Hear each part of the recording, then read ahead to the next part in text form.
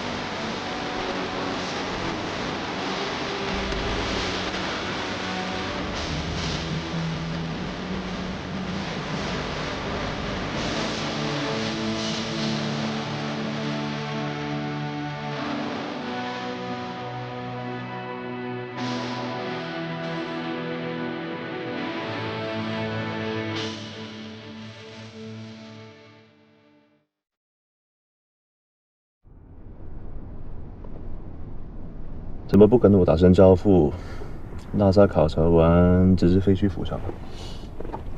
师傅，我这几年几乎每个周末都在给你加班，我就安排这一回，还要给你报告。有投诉吗？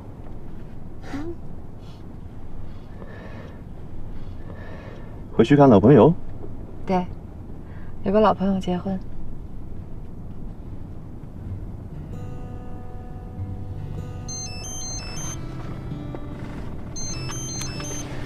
喂，陈老板。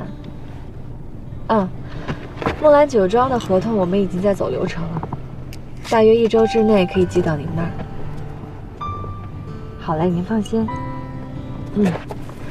等您来了上海，我亲自带您游外滩。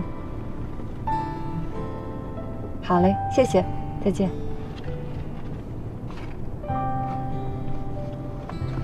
听说又给分公司递交了总经理申请啊？是啊。第1年董事会说我太年轻，第2年呢又说要优先考虑资深的前辈。今年我给公司拿了3个大项目，我看看他们还有什么理由拒绝我。这么想离开我身边？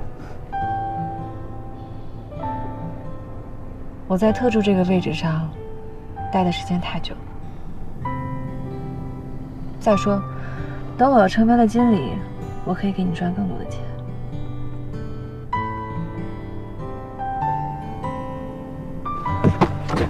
肚子饿吗？带点吃的东西。算了，我还是回公司吃盒饭吧。我听说拉萨这个项目竞争还是挺激烈的，我想趁热打铁。Good， 看来是势在必得。这个项目我做了3年，也等了3年。等我成为了总经理，你再给我庆功也不迟。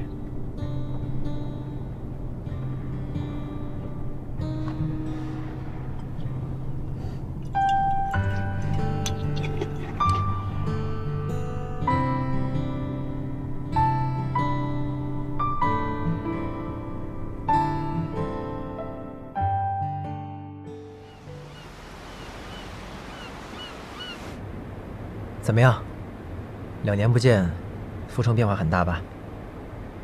哥，你知道吗？人民公园已经拆了，现在那边建起了商业化小区，好多有钱人都跟那儿买了房子。那公园去哪儿？搬去西边了。阜城一中和人民医院马上也要搬过去了。近几年，阜城的地产发展的可快了，以后那边呢就叫高新区，据说还要引进好多高科技的企业呢。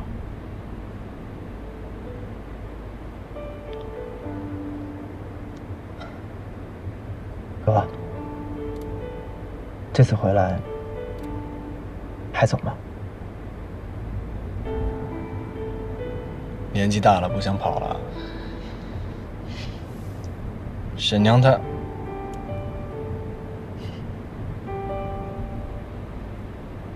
走之前是不是对我很失望？怎么会呀？他要是知道你表现好，提前释放了，高兴还来不及呢。不过这2年你一个人在外面飘着，他肯定又要心疼了。不说了，都过去了。哥，你知道吗？哥几个知道你今天回来，都可高兴了。一会儿咱们去陶杰的酒店吃个饭，大家给你解解风，啊！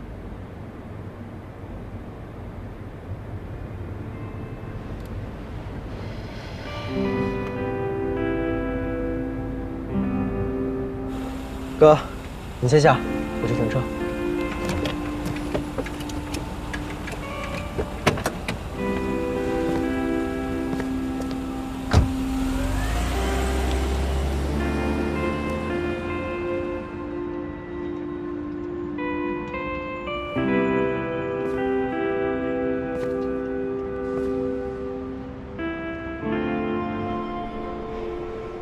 他是不是不想见我？你先等我，我去找他。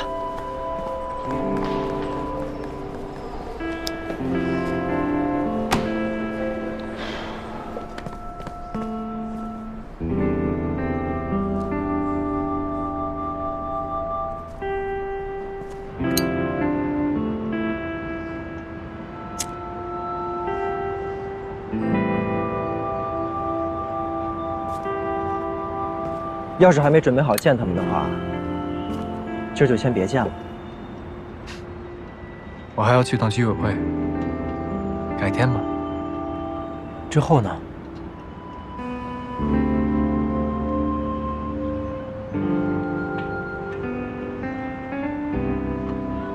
回家。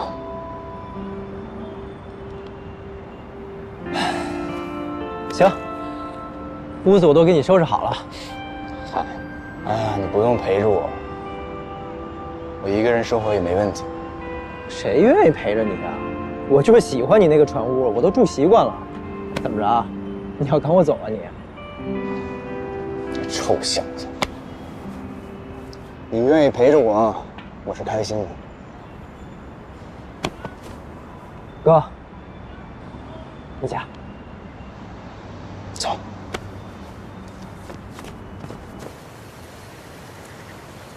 哥，看什么呢？以前咱们看《古惑仔》的时候，都是真刀真枪的干，现在闪一道光就天崩地裂啊，这我都看不懂了。哥，这就是你不懂了吧？现在年轻人就爱看这个。来，欢迎回家。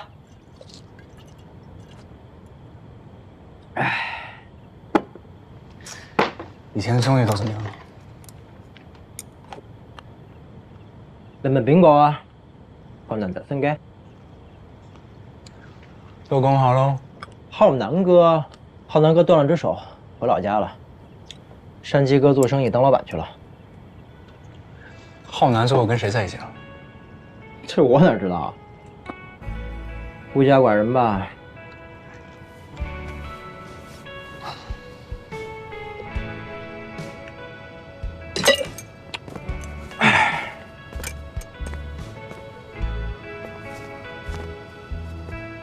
干嘛呀？我过来不行啊，哥，要不这样，你来我公司吧，咱俩一块干。不用了，居委会给我介绍了一份工作，生意的事情呢，我早就不想了。哥，只要你愿意加入，我公司永远有你一份。臭小子，你哥的事都管起来了。你最近怎么样？一直都自己做饭吗？也没有，有空就做，平时工作太忙就随便吃点。你身边怎么没个女人啊？我现在只想赚钱，对女人不感兴趣。你又帅又有钱，怎么可能没有女孩子追你呢？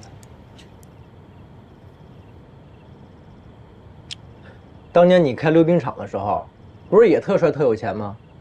怎么身边没个女人啊？我有女人，只不过不在身边，在心里。那还不赶紧见人家？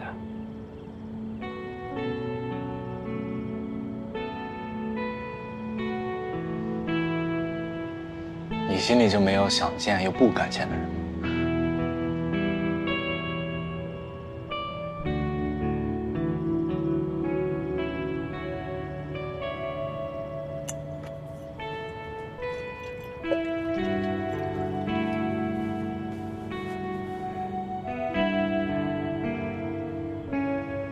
你还在想你的白医生呢？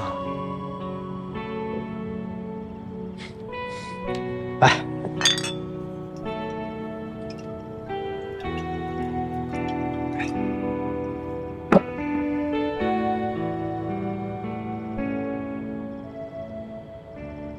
白经理，白经理，这一次不选我的理由是什么？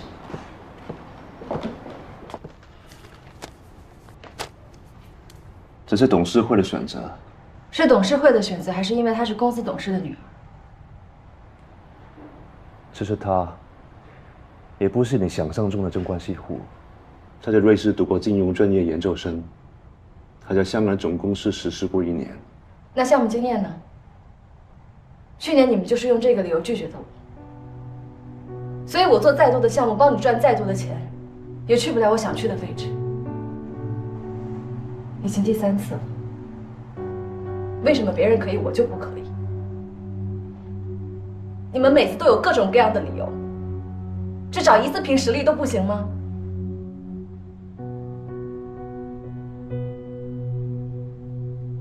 其实你有没有想过，是因为我看中你，才把你留在我身边。好了，比起做总经理，我有更重要的任务交给你。你把我当成什么了？一个枪手？你的马前卒？还是一个任你指挥的棋子？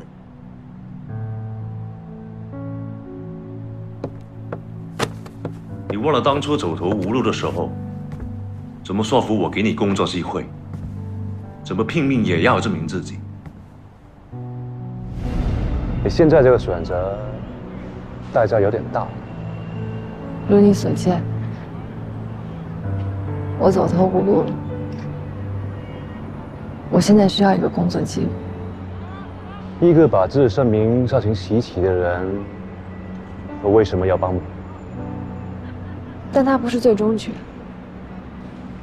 一盘棋的最后一枚棋子，虽然看起来没有生存的希望，但是它不是死棋，只要还有一线希望，它就可以绽放最强大的生命。这么多年，你从最低层的实习生，一路打拼到现在的位置，你现在要放弃这一切，回到原点。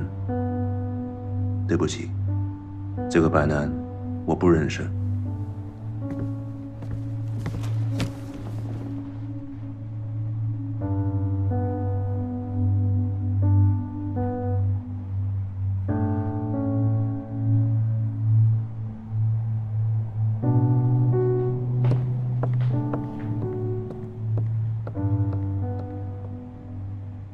上個月，我同意大利嘅 Mr. Mancini 打咗個電話。佢喺意大利擁有一間非常之高品質嘅朱古力企業，我計劃控股國內一間食品企業，將佢改造成為意大利品牌嘅代工廠。將來，意大利人會提供技術支援，仲會幫忙打通歐洲嘅銷售渠道。目前，我哋手上邊有3間咁嘅企業資料，這怎麼選擇 ？Advice。我投蘇州一票。首先啊，它是一个老字号，而且当地政府的扶持政策相当的利好。哥们，我觉得广州这家公司啊，交通比较发达，而且它和香港总公司的业务往来也很密切。我也是蛮赞成广州这一家的。如果是我的话，我会选择阜成的金孔雀食品厂。我记得我来公司的第一天，你就跟我说，投资公司最重要的成功要素是要有一双寻找价值洼地的眼睛。现在广东很多城市的市场已经发展得非常好，显然不符合我们这个需求。我刚刚去过阜成，虽然当地的发展不如广州和深圳，但这恰巧给了我们抢占市场的机会。而且当地的陆运、海运也非常的方便，所以从投资回报率的角度来讲是很高的。你来上海之前就在这个食品厂待过？对，食品厂工人技术素质很高，厂里的设备也很齐全。最重要的是，现在厂子处于一个低谷阶段，经历了几次改革都没有救活。所以如果这个时候我们入局的话，可以用一个非常好的价格收购它。我觉得啊，还是广州对意大利人来说更有说服力吧。而且我觉得阜成的发展前景也不明朗的，你这个方案会不会太冒险了一点？那个金孔雀食品厂占地有多大？200多亩地，而且阜成风景秀丽，不妨试一试，或许意大利人会喜欢。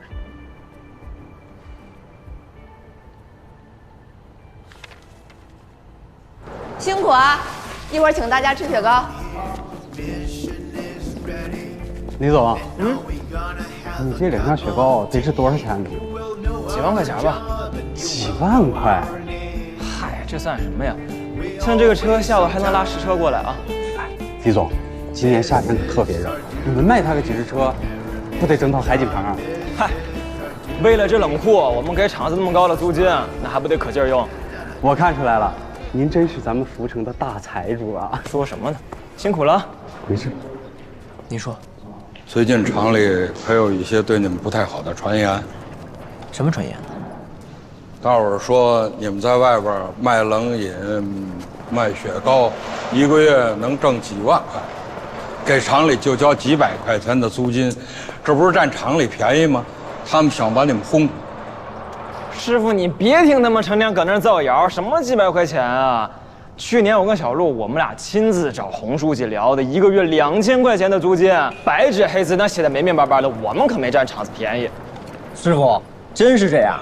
不用辩解了，你们俩是我带出来的，我还能不相信你们吗？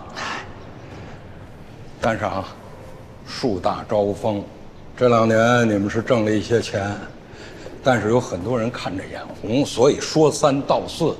你们呢，也稍微的悠着点儿，不然的话，在这厂里会动摇军心的。师傅，咱们这个厂都半死不活多少年了，哪还有什么军心呢？是这厂里现在真是太穷了，所以人穷志短嘛，肚子里都是气。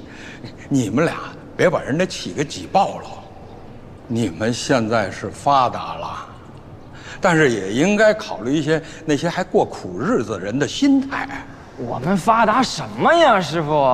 行，以后到厂里来，能不能别把这车开进来，走进来，别太招摇了，明白吗？行，师傅，都听您的。行嘞。好，我这话也都说完了，那我走了啊。师傅慢走，您慢点，师傅。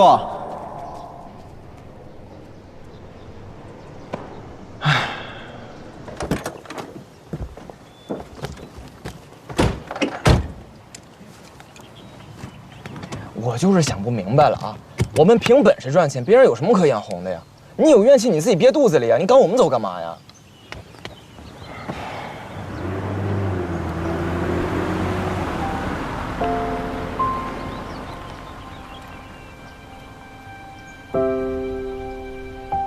没见过宝马的，好像是，啊？没什么。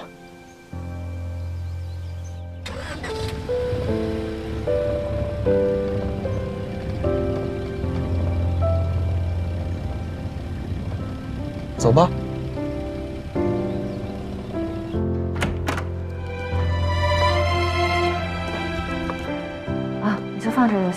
谢谢。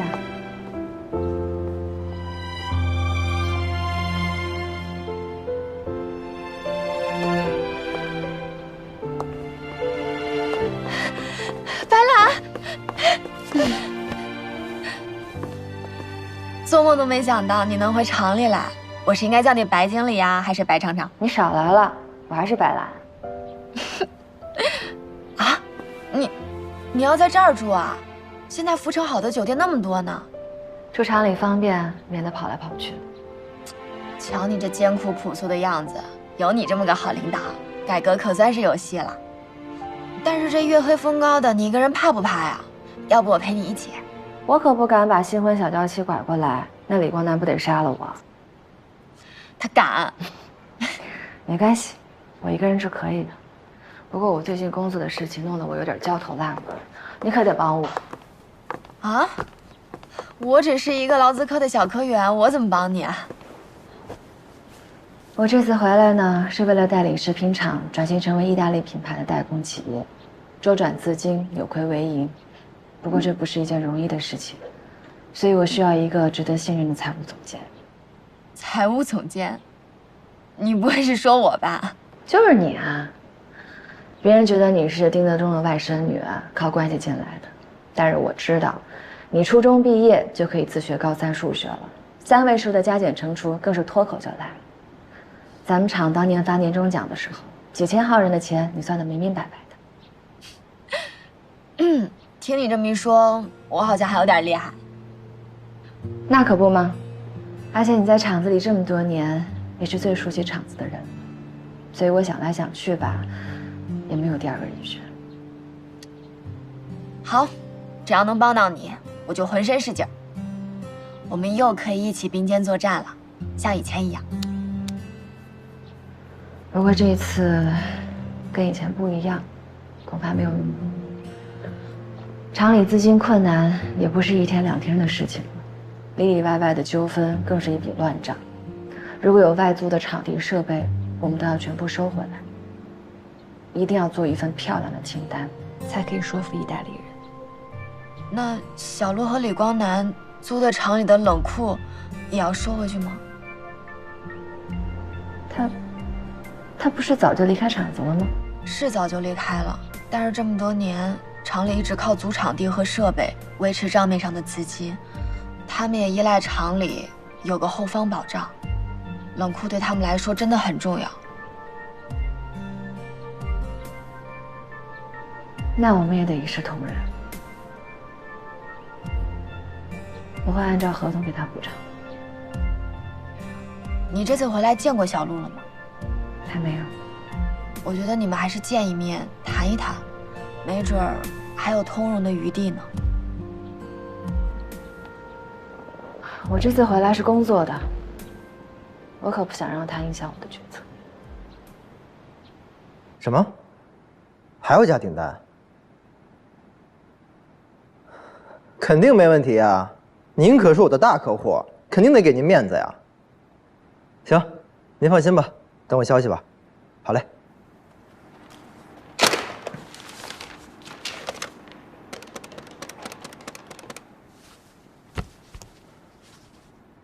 喂，刘哥，情况有点变动，需要再加5辆面包车，总共10辆。这您一定得给我安排啊，否则明天全福城的人民可就吃不上雪糕了。行，那交给您了啊，麻烦了，改天我一定登门感谢。好，陆总。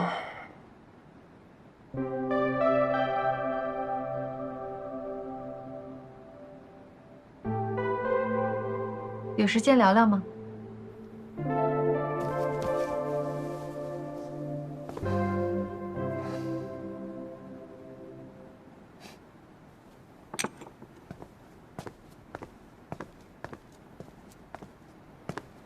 尝尝。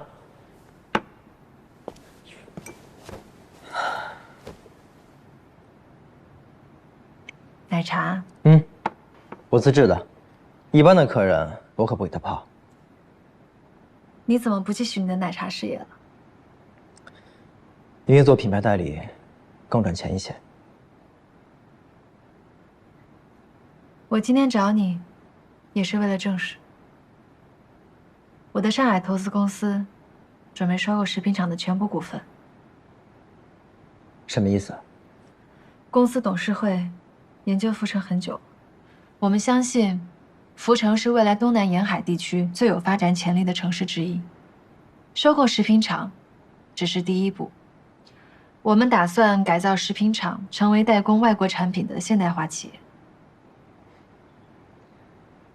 没想到你对食品厂还这么有感情。没有，我也是有私心。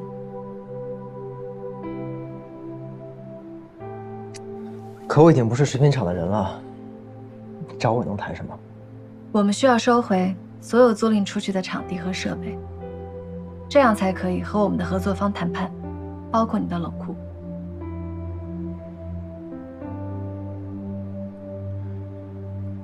原来你来找我是为了这个事儿。不然我来干嘛呢？好，那我也告诉你，绝不可能。如果没有了冷库，我那么多雪糕没有地方储存。福城又不止一个冷库，你要是需要的话，我可以帮你们一起找。你根本就不懂，雪糕是会化的，只有食品厂的冷库是在全市的市中心，符合我们的运送标准。那我给你们一笔赔偿金，你们可以用这个钱去租冷藏车。白兰，我记得当初咱们跟德国专家谈判的时候，是你告诉我要讲契约精神。怎么，现在让我毁约说的这么轻松？冷库是食品厂的重要资源，我只能这么做。抱歉。这对你来说重要，对我来说更重要。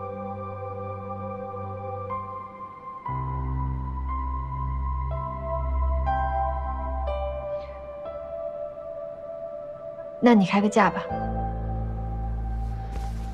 我不想跟你谈钱，你回去吧。2倍呢？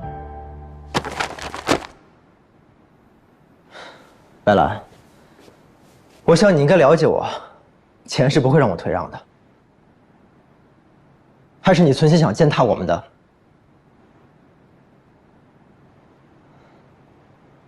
我们的交情。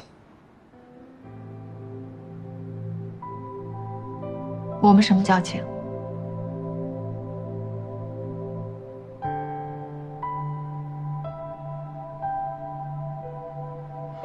没什么，没别的事儿的话，你回去吧。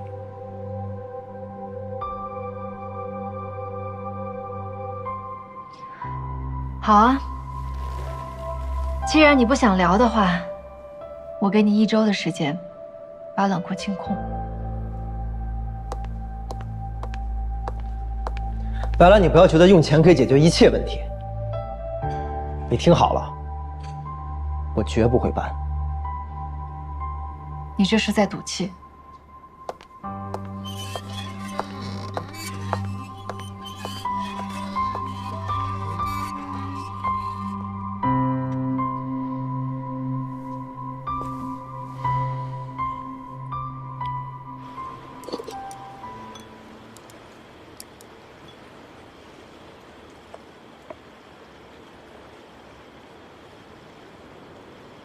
你回来，我锤头丧气呢。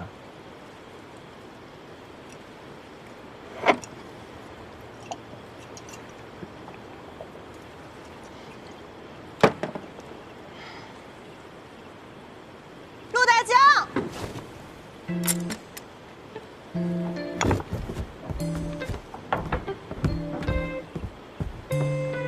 豪姐，你怎么来了？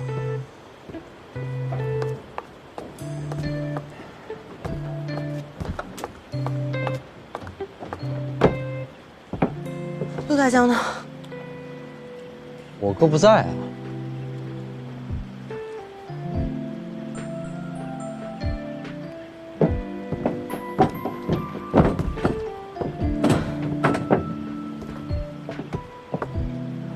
大江，陆大江，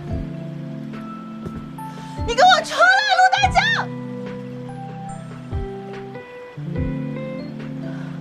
我不是来找你麻烦的，你连我你都不敢见，你算什么男人？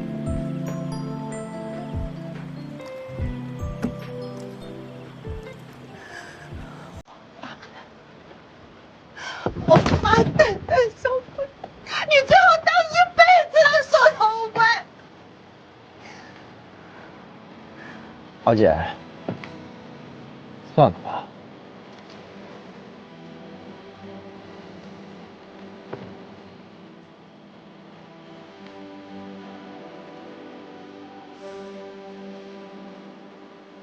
我知道你能听见我说话，咱俩10几岁的时候就认识了，谁不知道谁什么样啊？谁没见过谁最落魄的样子啊？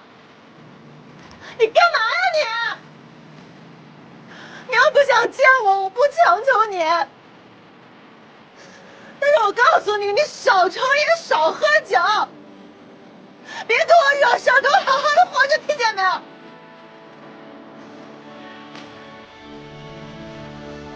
回忆是不会停歇，留在下给我好好的活着。望恍惚，何地清楚，只留在心海深处。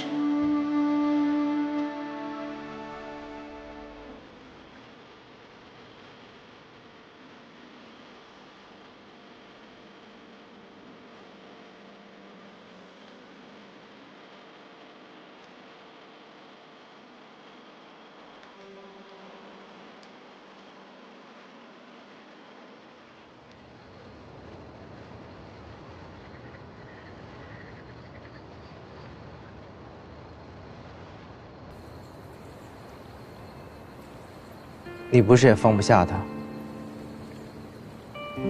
否则为什么不见他？这么多年过去了，跟我都没提过这事儿。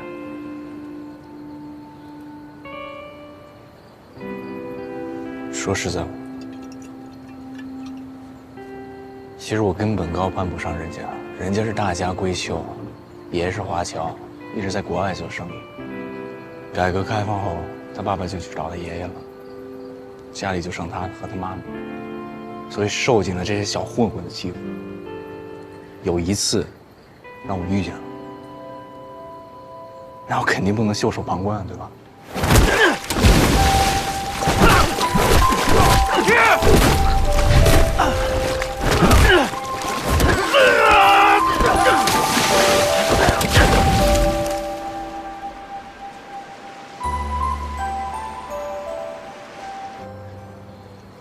后来，他就死心塌地的跟着我，直到我犯了事儿，自己跑到香港去。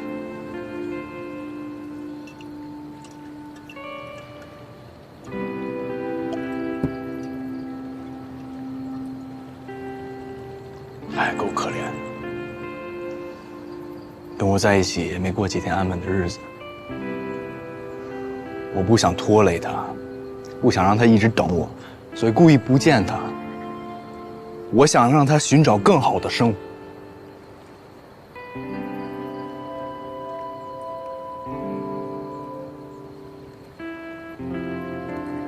他误以为你把他扔下了，反而把你记得更牢了。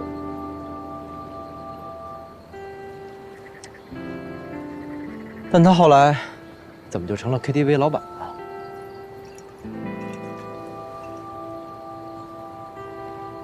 后来他爸在加拿大成了大学教授，就把他接到加拿大念书去了。再后来，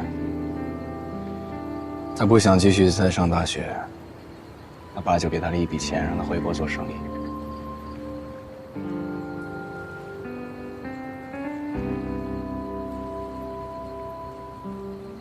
当时逃跑的是我。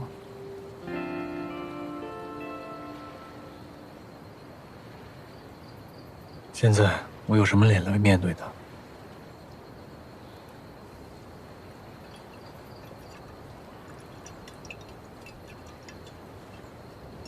哥，现在我终于明白你对我说的话了。我说过那么多深刻的话，你指的哪句？想见，却又不敢见。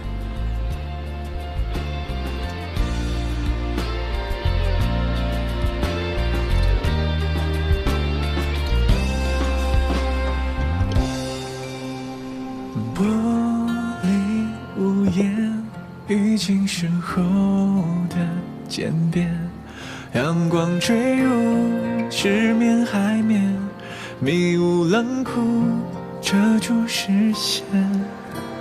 盛开季节，花草蔓延，毫不情愿，一页页手写情牵，一年年想念几月。也许天会是是非非，不觉负累，体会终点模糊无所谓。空中花园，自已解决。这点时间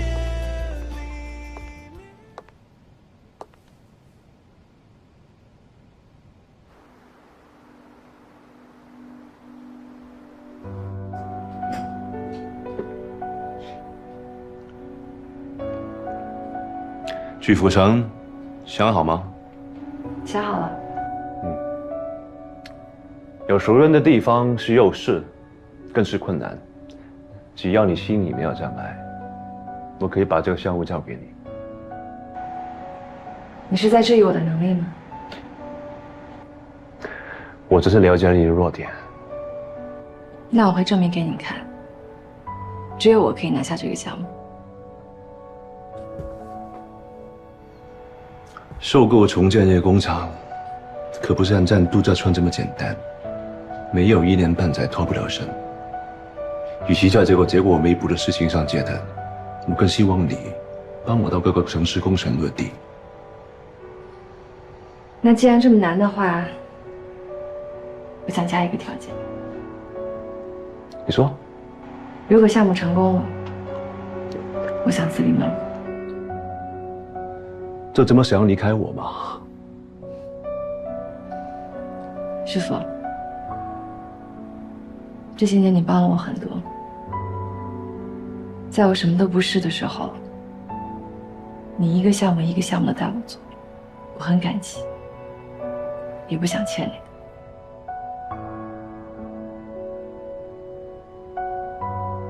但是我想要自由。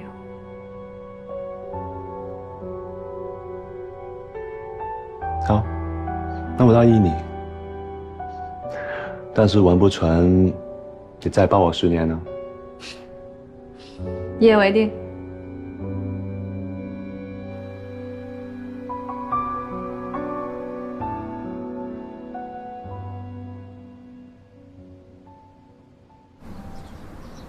很遗憾，在我的领导下，这么多年，咱们食品厂在改革的大潮中没有取得更好的成绩。在此，我给大家郑重道歉。不久，我也会把接力棒交到新的管理者手中。咱们食品厂历经风雨，谁曾想，曾经在我们食品厂工作过的白兰女士，会代表华兴投资集团，成为我们厂的新的管理者。下面，让我们大家以热烈的掌声，欢迎白兰女士回家。下面我们有请白兰女士给我们大家讲几句。毕副市长，我们这么小的仪式，您怎么来了？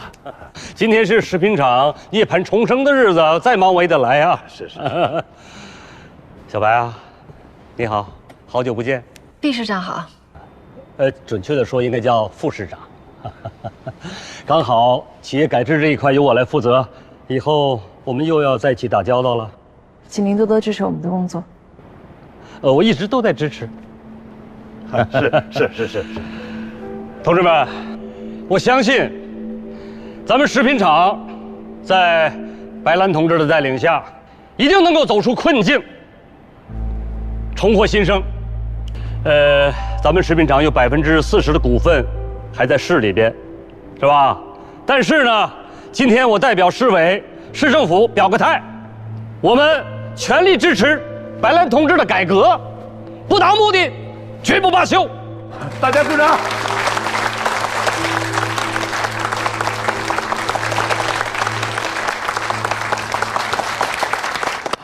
来，我给你算一下啊。咱们为了抢车，先赔人家2条中华，花了1000块；赔人家茶叶厂500块。咱们想再租个冷库，这还得好几千块。咱们这个月亏空太大了，那冷库绝对不能让出去了啊！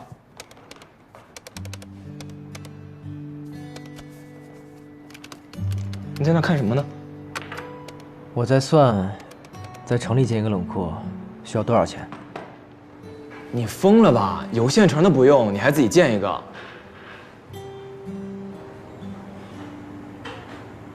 小陆，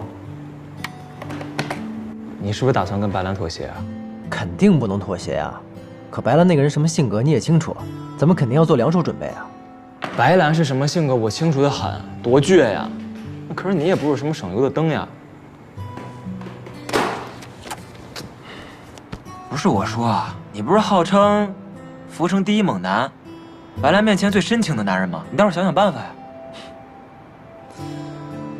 我也曾经以为我可以劝动他，可我到了今天，我才发现，过了5年了，很多事情都不一样了。不一样了就把它变回来。要我说啊，你就把你那所谓的尊严给收一收，头上抹点发胶，喷点香水，去把你最深情的一面展现给白兰看看，求求人家。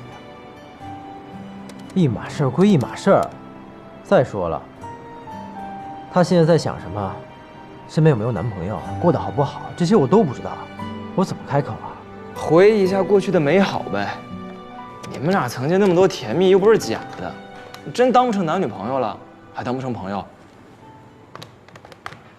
小陆，哎呀，小英跟厂里边人打起来了，我根本就劝不住，你赶紧跟我回到厂里边救人去吧。我看谁敢过来！牛小英，我告诉你啊，你现在已经不是本厂的职工了，你再这样胡闹下去，真出了什么事，厂子里可不保你。老马，这破厂子现在保得了谁啊？是你，还是你啊？外面的人来了，你们不还是像一条哈巴狗一样舔上去？哎啊，你好，随便你怎么说啊！我告诉你，只要这个厂子还存在一天，不管厂领导是姓洪还是姓白，我也要站好这个保卫科长的岗，是不是？对。啥也别说了，给我办。我看谁敢过来！快点！朱小英，我告诉你啊，保卫科的人记住，千万不要动手啊！动手！只搬东西，不要打架！我看谁敢过来！谁让你们动我们仓库的啊？冷库还在我们租期内呢，你这样我能告你们的，听到没有？告！你告谁？啊？还我们的？哎，你们的？是你们这帮小兔崽子啊！打小吃着厂里的饭啊，住着厂里的房，怎么了？啊，现在你们一个个都翅膀长硬了啊？还分个你我他？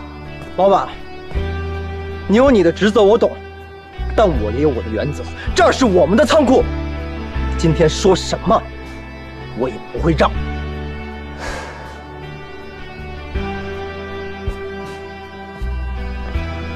小陆啊，那就真别怪我了。哎！赶紧过来！赶紧走！我跟你说，不要打架，不要动手！哎呦！停下来！